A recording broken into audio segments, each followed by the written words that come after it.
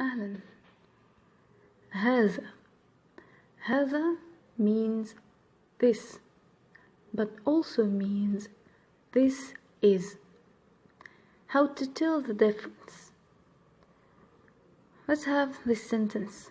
This is a book. We would say in Arabic هذا كتاب.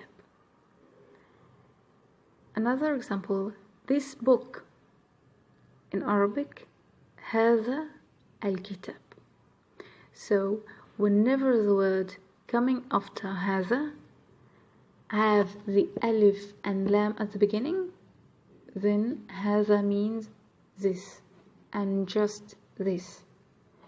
But if the word coming after هذا is without alif and lam, this or هذا means this is.